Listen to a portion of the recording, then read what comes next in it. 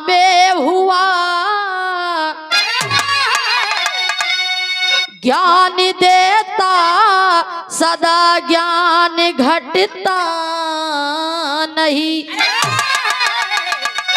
फूल कांटों में रह के मुस्कुराता रहे, देख अम्बू को अम्ब सिमटता नहीं। कण निधि जल से बना जल जला, सांप का विष चंदन में सिमटता नहीं।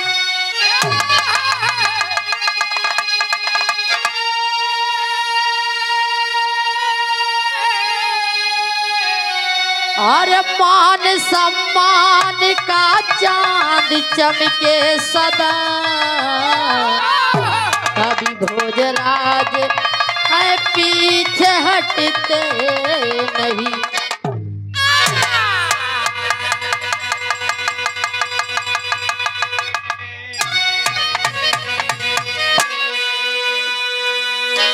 से हमारे बिरहा में एक लाइन कव्वाली का टुकड़ा हो भैया, कैसे?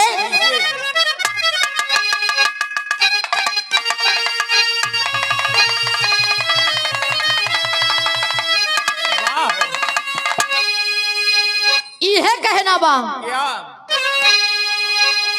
अरे कि सब कुछ हमें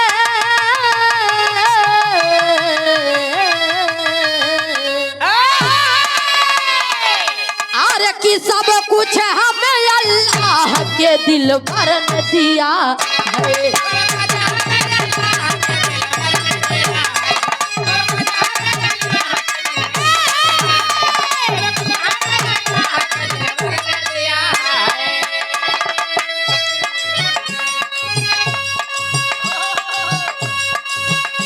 सब कुछ हमें अल्लाह के दिल भर न दिया है।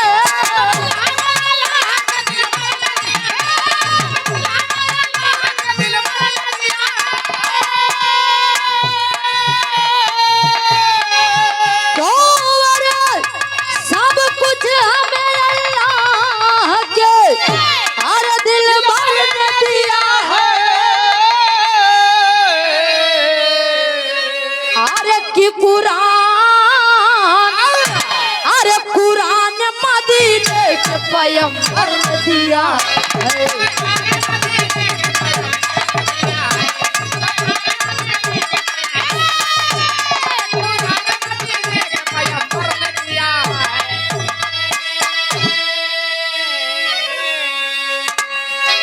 लेकिन ये भाव में कहना है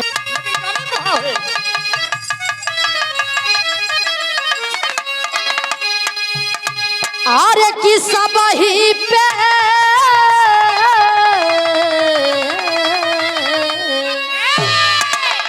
अरे कि सब ही पे दया दृष्टि ईश्वर ने किया है।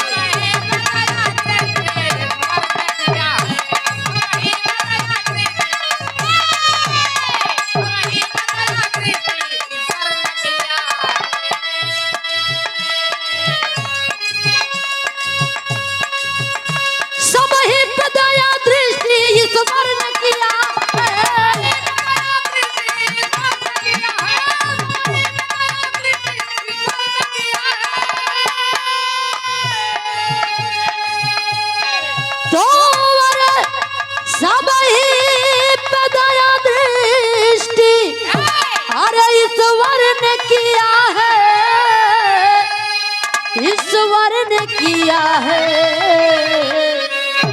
अरे कि भक्तों को खुशी भोले शंकर ने दिया।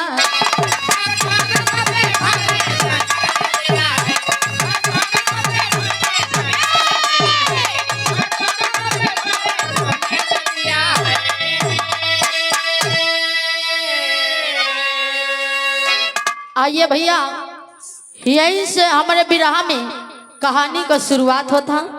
वो कैसे भैया? नजम के भाव में कहना हो, गौर करेंगे बाबूजी आप लोग।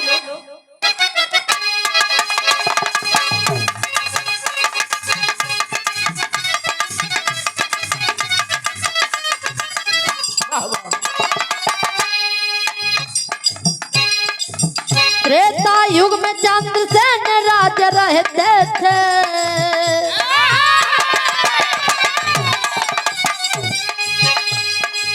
त्रेता युग में चंद्रसेन राजा रहते थे, दुख गरीबों का सदियों वो हरते थे।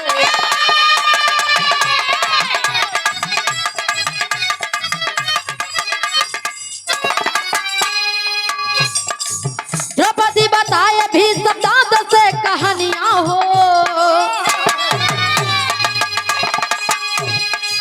द्रौपदी बताए भी शब्दांत से कहानियां हो, हंसई के कारण वह पूछे लागे भी सबनिया हो।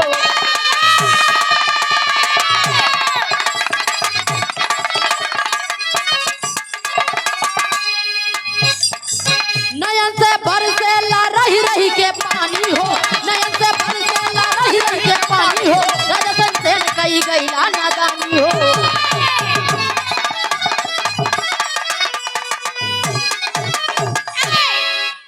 गौर करेंगे बाबूजी, कहानी के सुन ला।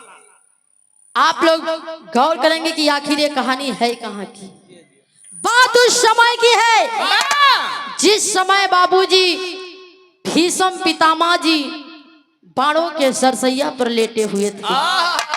उस समय बाबू पांचों पांडव अर्जुन, भीम, नकुल, सहदेव, युधिष्ठिर, पांचों पांडव बाबू जाई के दद्दा भीष्म पितामह जी के पास उनके लगे खड़ा होई के पांचों भाई रो रहे थे बाबू, आंसुओं की धारा बह रही थी। उस समय पांचों पांडवों की पत्नी द्रौपदी बाबू जाई के पांचों पांडव हंसता, वही बीच में द्रौपदी जाई के भीष्म पितामह जी के देख के जोरों से हंसने लगी। जब द्रौपदी हंसने लगा था बाबू, उस समय भीष्म पितामह जी क्रोधित हो जाते हैं। हेलो भैया, ये आवाज का चरचरा था। लाइट कम पाओ। उस समय जब द्रौपदी हंसा था बाबू, तो दद्दा भीष्म पितामह जी कहे कि यार द्रौपदी, तुम्हें बताओ कि मेरी ये हालत देख करके पांचों पांडव रो रहे हैं, तुम यहाँ पे हंस क्यों रही हो? जरा अपने हंसने का कारण तो बताओ। अरे बाबू देखे, द्रौपदी जब इतनी बात सुने कि दद्दा हमसे हंसे के कारण पूछा थी, तब द्रौपदी बतावे लगा था। कैसे बतावा थी? गीत लगा था भैया।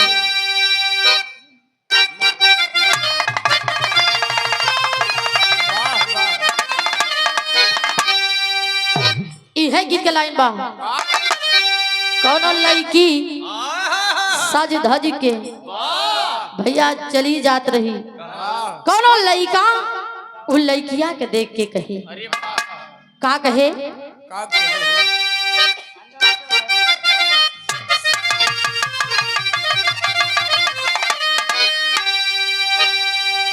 अरे की गोरिया हो, यह कहे अरे गोरिया हो, बिजुलिया कहवा गिरी,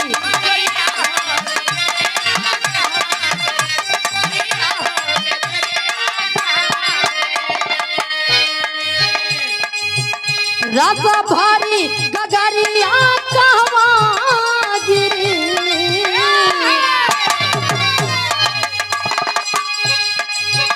रस भारी गगरिया कहवा गिरी, गोरिया हो बिजुलिया कहवा गिरी।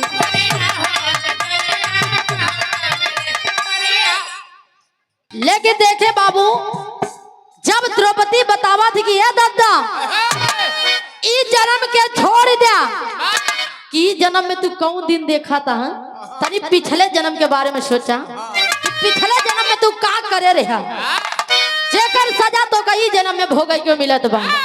अरे बाबू तब देखा जब दद्दा ध्यान करत थी, द्रौपदी बतावत हो कैसे होते का।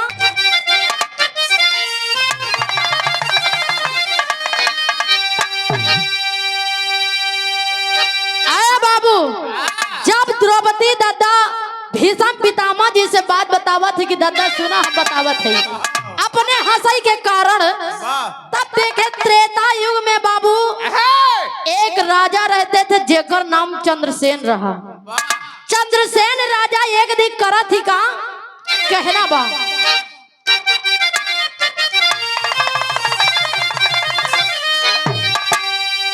अरे कि चंद्रसेन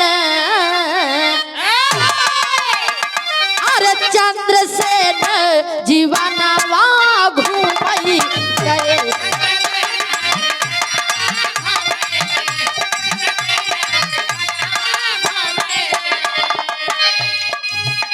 आदर देखे नयनवा घूमई गए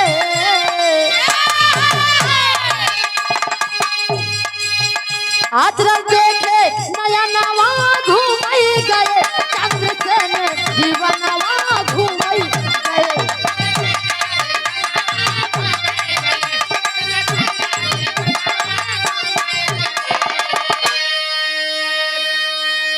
चंद्रसेन जीवनवा घूमई गए।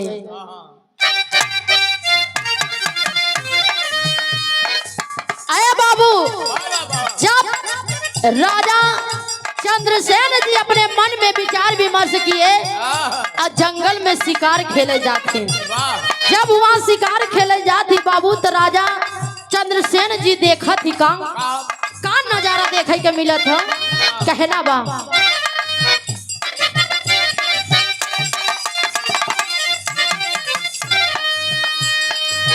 परी बन के नाचत रहली सोना नागिनिया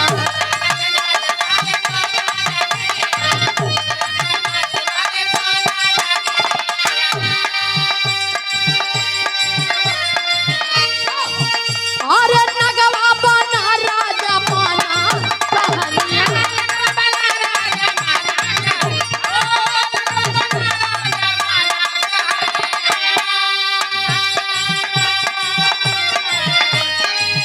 बतिया बेझल हो मनवा घूमई गए बतिया बेझल हो मनवा घूमई गए चंद्रसेन जीवनवा घूमई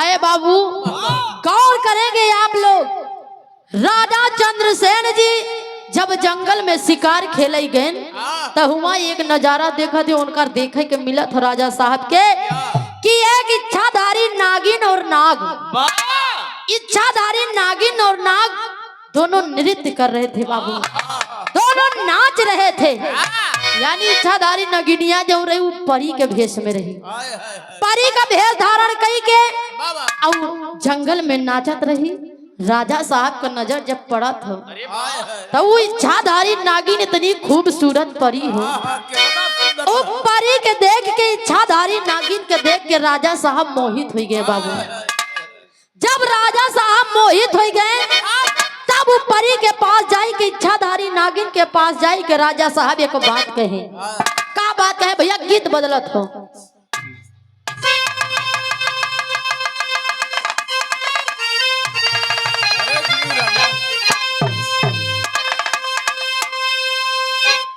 है गीत के लाइन बा ई गीतिया के पूर्वांचल के मशहूर गायक कलाकार स्वर्गीय बाबू रामदेव गुरु जी गावे अपने जमाने में और अपने जवानी में कैसे गावत रहे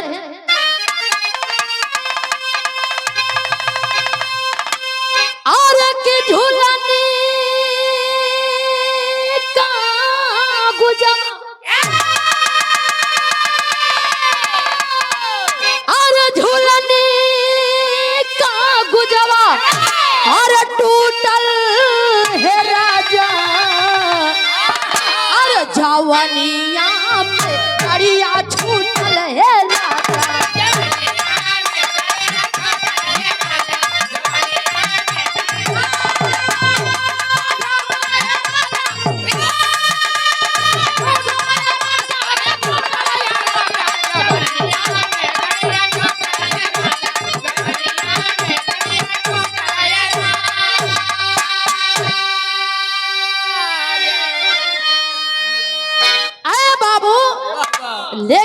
राजा साहब वो नागिन के दीवाना हो गए, जाए कि वो नागिन के पास एक बात कहे। का कहे? और बोले चंद्रसेन,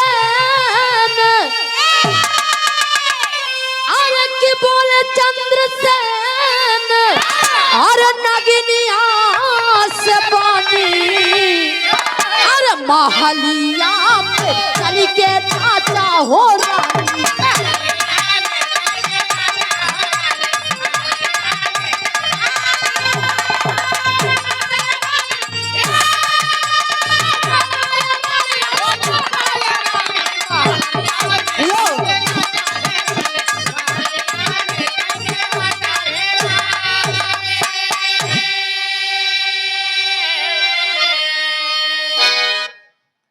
आए बाबू,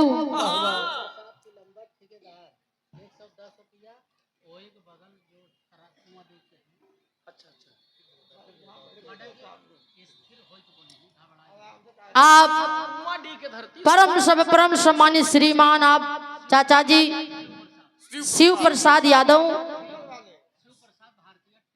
शिव प्रसाद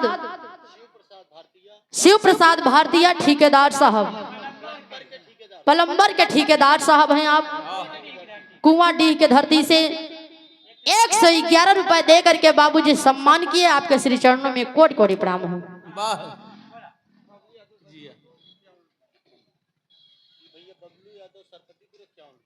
आप परम सम्मानित चाचा जी बबलू यादव चाचा जी सरपतिपुर के धरती से 51 रुपए दे करके सम्मान किए। बहुत बहुत प्रणाम हो। एक स्वर में आप सभी सकल पंच को प्रणाम हो। आइए राजा साहब जाई के इच्छाधारी नागिन से, वो नागिन से बात करें। का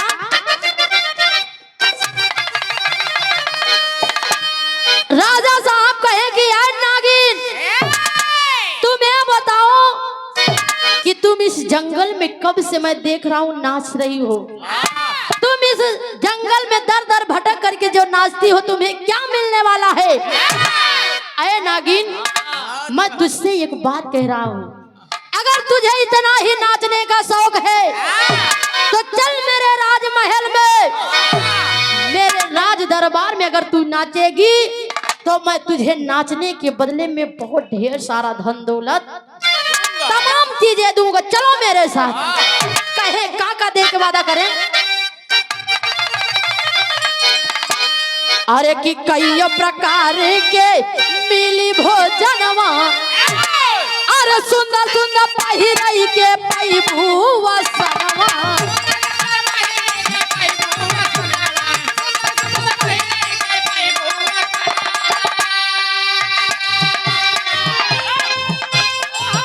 अरे हीरा मोती सोना देबै देबै हो चाई महलिया जे नाचा हो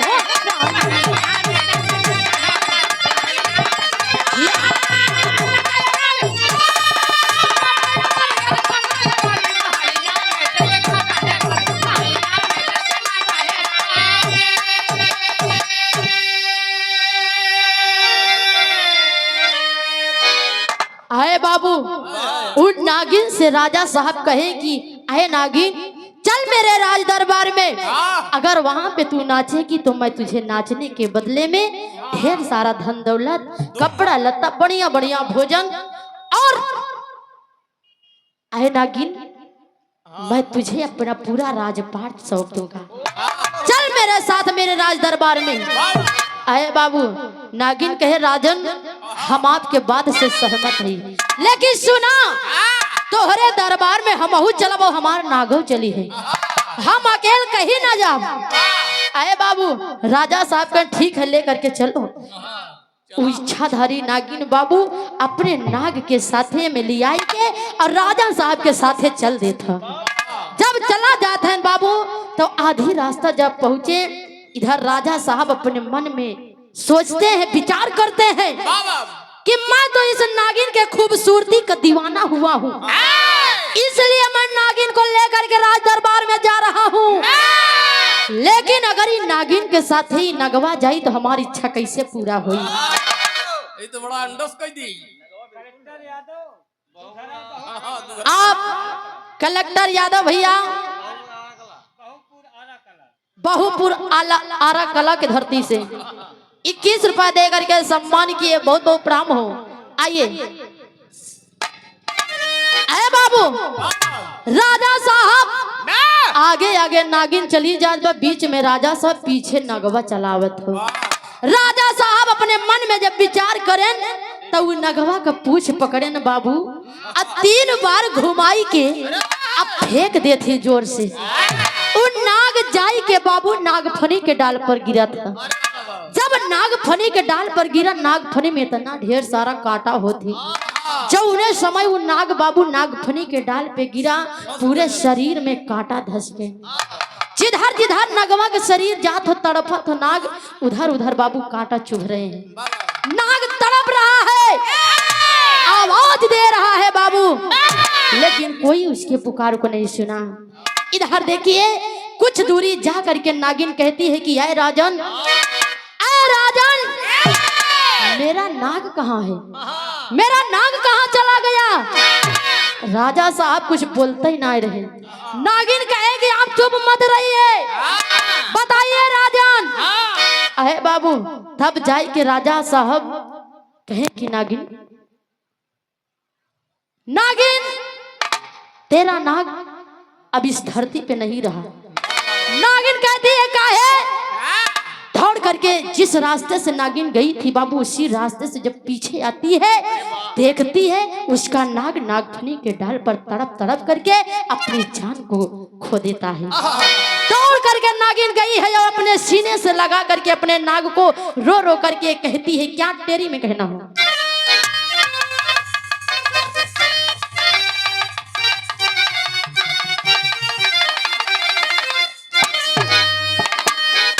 कि नजरिया पर से नागिन,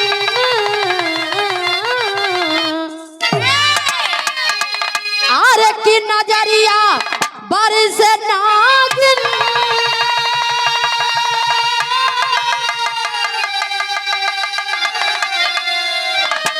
कि नजरिया पर से नागिन के सुना। अरे तनगवा तड़प के मरीगा नाग फरी के डरिया।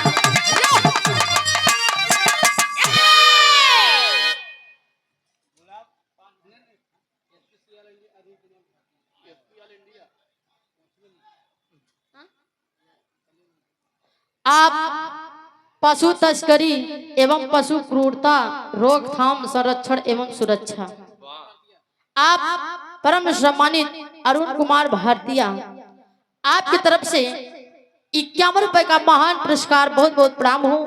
एक स्वर में आप सभी सकल पंच को प्रणाम हो।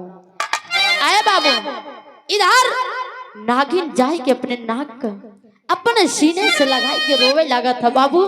तब तक राजा साहब आ जाते हूँ नागिन के पास, कहे आए नागिन, जो चला गया उसे जाने दो। नागिन क्रोधित हो जाती है बाबू और कहती है कि यार राजन, आपने मेरे नाग के साथ जो किया है ये अच्छा नहीं किया राजन। आज एक विधवा, एक इच्छाधारी नागिन आपको श्राप देती है। क्या श्राप देती है, गीत लगत हो।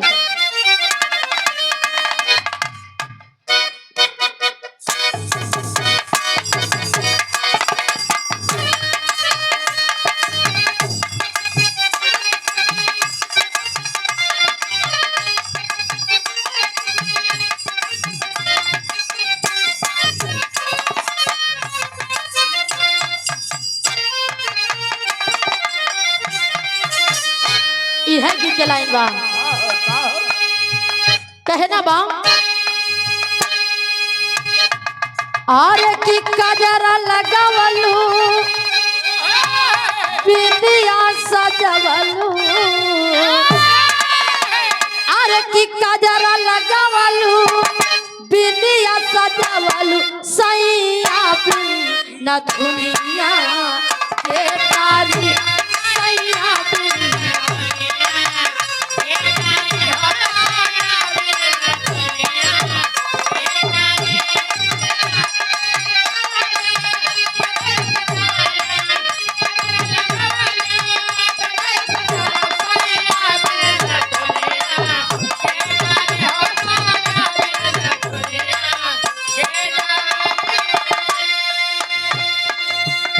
लेकिन है बाबू, देखिए इधर वही नागिन, वही इच्छाधारी नागिन बाबू रो रही है और कह रही है कि यार राजन, आपने ये अच्छा नहीं किया, मेरे नाक को मार के मेरा सुहाग उजाड़ के आपने अच्छा नहीं किया। अब आप बताइए कि आज के बाद अपने नाक के बगैर मैं कैसे जिंदगी जीऊंगी, कैसे मैं जीवित रहूंगी।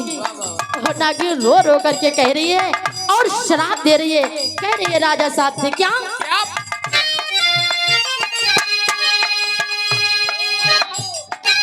जीवन नसैला,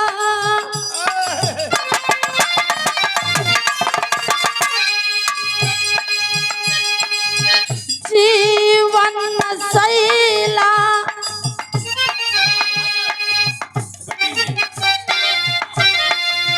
कहे नागिन, अरे कि जीवन नसैला, अरे विधवा बनैला, अरे जीवन नसैला, घटिया तू कैला राजन हो सरपवा हमते भई राजन हो।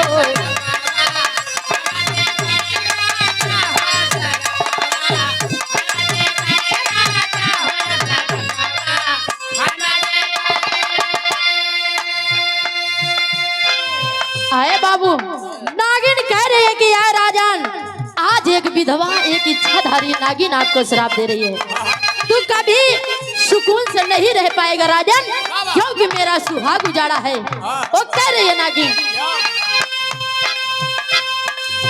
जैसे छदाइल बाड़े नगवा के तनावा, यह दत होई तोहरो राजनवा, यह दत होई तोहरो राजनवा, यह दत होई तोहरो राजनवा।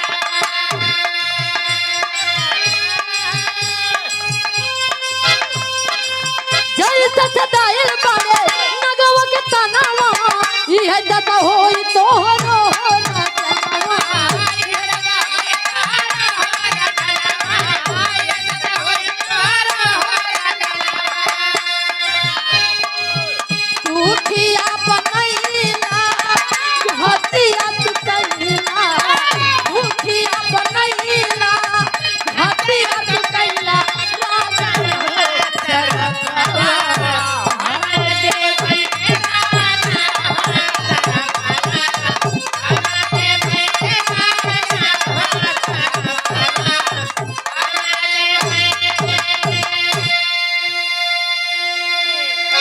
गौर करेंगे बाबूजी, वो नागिन रो रो करके कह रही है कि आए राजन, जिस प्रकार से मेरे पिया, मेरे नागदेव तड़प तड़प करके मरे हैं, अपनी जान को गंवाए हैं, सेम इसी तरह तेरी भी मौत होगी। हेलो है बाबू,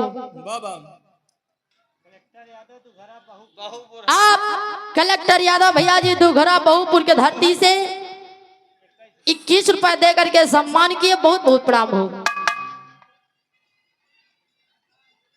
आए बाबू, यही श्राप सुना करके वो नागिन अपने नाग के बगैर ना रह पाती, जीवित ना रह पाती बाबू, इसीलिए कुछ ही क्षण में वो अपनी जान को गंवा देती है, अपनी जान को गंवा देती है नागिन।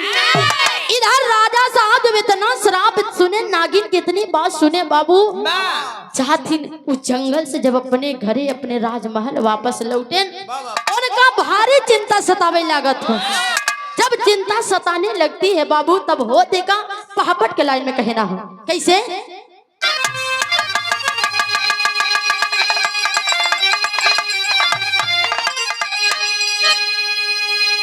अरे नाग के मारा हम आज पारा नवा बनवा बीते में, अरे नाग के मारा हम आज पारा नवा बनवा बीते में, अरे तो है बताई रानी हो दसनवा बनवा बीते में।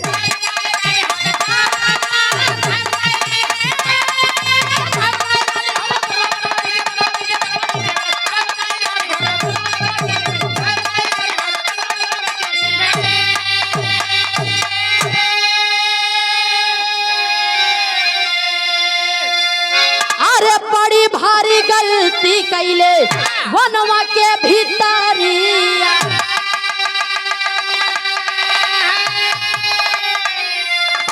दिहले बनागिन श्राप हमारी गुजरिया।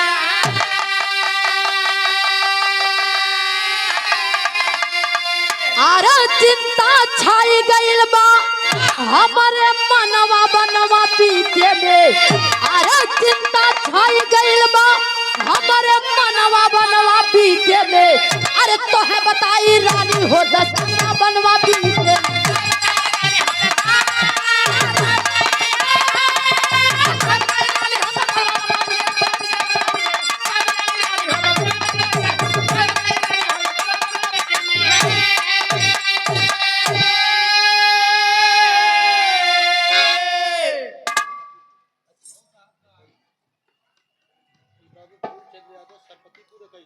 आप परम सम्मानित आप बाबूजी फूलचंद यादव बाबूजी सरपतिपुर के धरती से 51 रुपए दे करके बाबूजी सम्मान किए। आपके श्री चरणों में कोटि कोटि प्रणाम हो। आप बड़े भैया जी कमल सिंह यादव भैया जी बधवा ताहिरपुर अंदावा से, बधवा ताहिरपुर अंदावा की धरती से 51 रुपए दे करके सम्मान किए। बहुत बहुत प्रणाम हो भैया। आए बाबू जब जंगल का शिकार खेल के राजा साहब राजमहल में आवत थी, वही नागिन की बात बार बार राजा साहब को बेध रही है। बाबू राजा साहब एकदम चिंतित है। तब जाई के रानी साहिबा राजा साहब की तरफ देखें, कहें स्वामी ये आपका चेहरा मुरझान काहे बा, आप बड़ा टेंशन में लागत है हमें। आए बाबू वो समय राजा साहब कहें, हाँ रानी साहिबा मुझसे बहुत बड़ी गलती हो गई। जब मैं जंगल में शिकार खेलने गया तो मैंने एक इच्छाधारी नाग को मार दिया और उसी की नागिन मुझे श्राप दी है। इसीलिए मैं बड़ा चिंता में हूँ, बहुत टेंशन में हूँ रानी साहिबा। आए बाबू जब इतनी बात अपने रानी साहिबा से बताए, धीरे धीरे समय बीतता गया। बाबू देखे राजा साहब इतना टेंशन में हो ही गए, इतना उन नागिन के बाद बेधत बा उनके दिल के कि धीरे धीरे राजा साहब जैसा समय बीतत बा वैसे और खाना पानी सब बंद कर जाता। एक दिन बाबू ऐसा समय आवा था हो देखा आल्हा के भाव में भैया राजकरण यादव सरपतिपुर भागीपुर आप चाचा जी राजकरण यादव चाचा जी भागीपुर सरपतिपुर के धरती से 101 रुपए दे करके सम्मान किए। बहुत बहुत प्रणाम हो। एक स्वर में आप सभी सकल पंच को प्रणाम हो। कहना है आल्हा के भाव में कैसे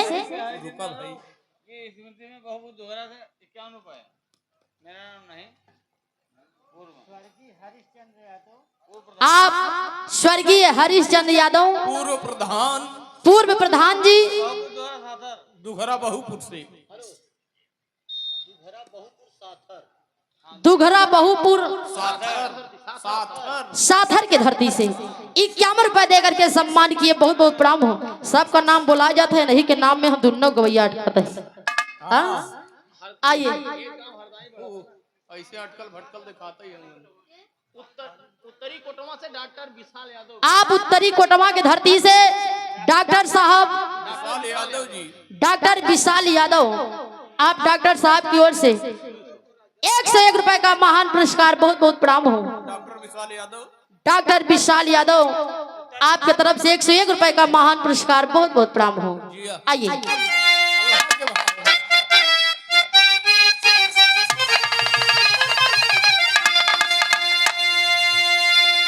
अरे की सुनी के शराप राजा,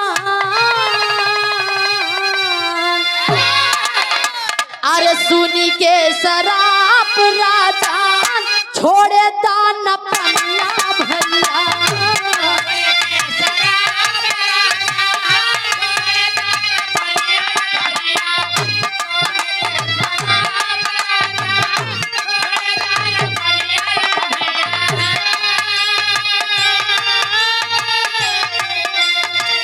धीरे धीरे दहिया होई गई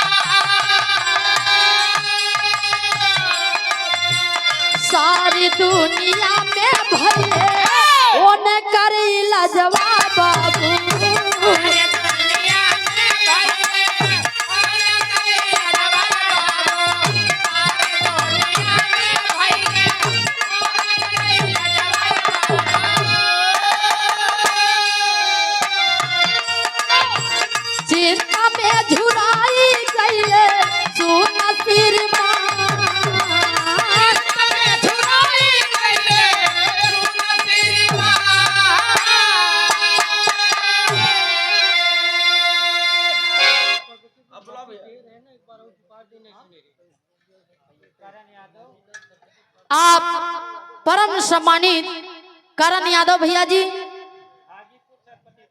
भागीपुर सरपतिपुर के धरती से वाह वाह 101 रुपए दे करके सम्मान किए, बहुत बहुत प्रणाम हो। वाह आप चाचा जी बबलू यादव सरपतिपुर के धरती से 21 रुपए दे करके सम्मान किए, बहुत बहुत प्रणाम हो। आइए आए बाबू, वाह वाह धीरे धीरे समय बीतता गया। समय के साथ में राजा साहब का एकदम शरीर झुराए के लकड़ी हो जाता बाबू।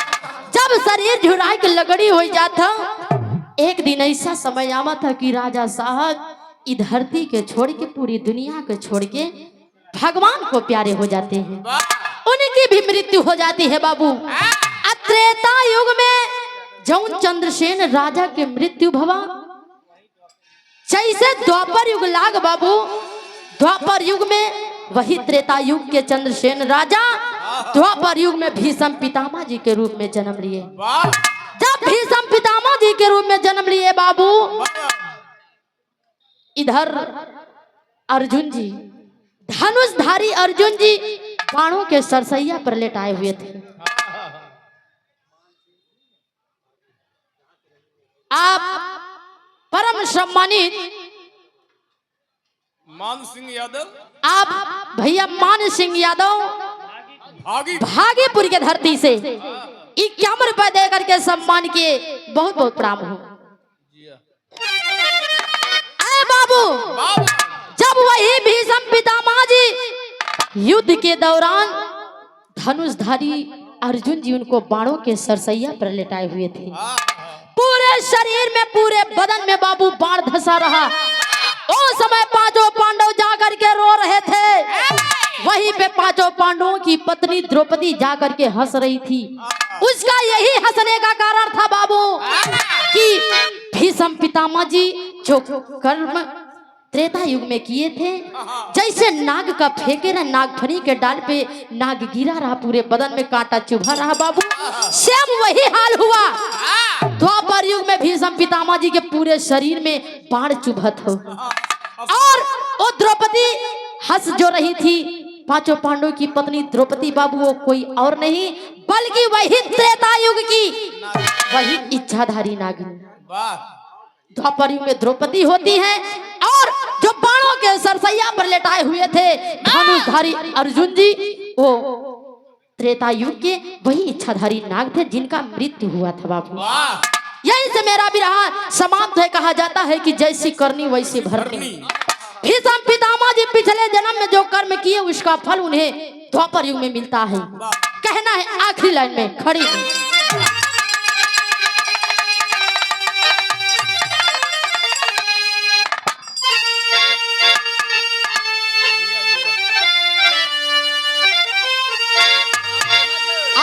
गिरे सरसैया पे, अरे गिरे सरसैया पे संवरिया लड़ी के,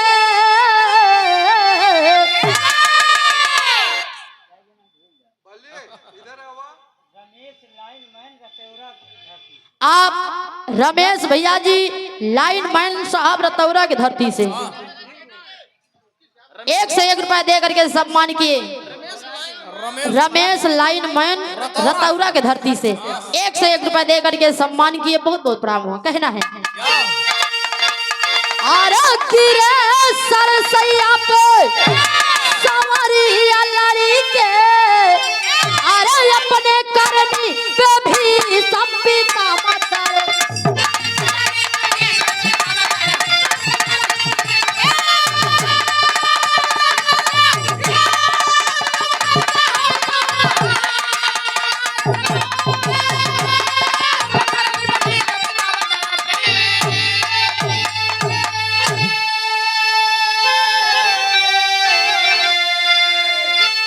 पूर्व जन्म में जवान कैले कमाई,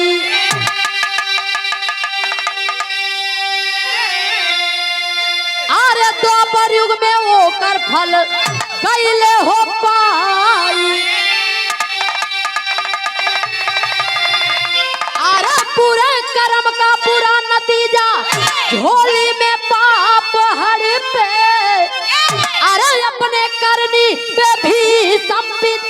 असर, बुरे कर्म का बुरा नतीजा, झोली में पाप हड़पे, अपने करनी पे भीषम पितामह तड़पे। वाह वाह स्वर्गीय हरिश्चंद्र यादव क्या बात है। आप स्वर्गीय हरिश्चंद्र यादव पूर्व प्रधान जी, उनके स्मृति में, सम्मान में, उनके सम्मान में बस दुगरा बहुपुर के धरती से 25 रुपए देकर के आप भैया जी सम्मान किए, बहुत बहुत प्रणाम हो। आए बाबू, यही सब भीषम पितामह जी को पछतावा होता है अपने कर्मों पर, जो उन्होंने कर्म किया था पिछले जन्म में। यही से मेरा विराह समाप्त है गुरु घराने के परिचय में। कि गुरु भोला, गुरु बाबा दीन, गुरु दया राम गुड़ी का,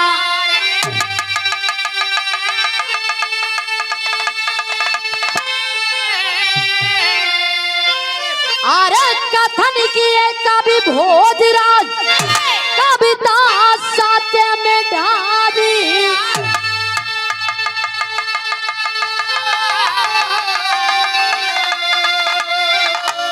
नजरिया पर से नागिन के सुना, गायिका नीलम राज का मैहर की मयरिया हो, नजरिया पर से नागिन के सुना।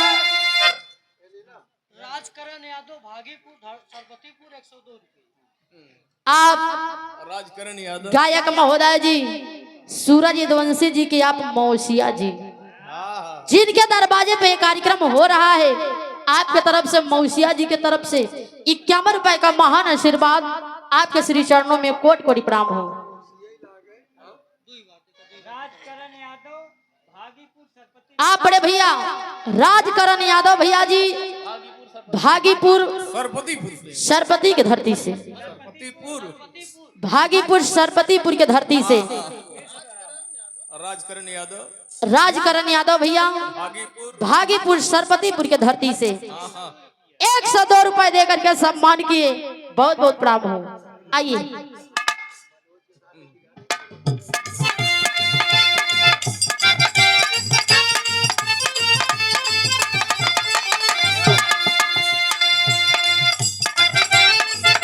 क्या बात है। दिल ले गया परदेसी, कोई रोकना था,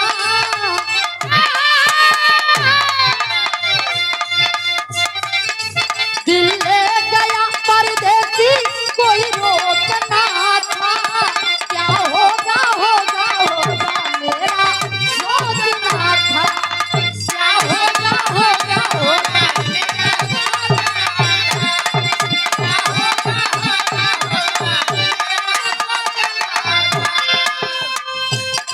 क्या होगा होगा होगा मेरा सोचना था।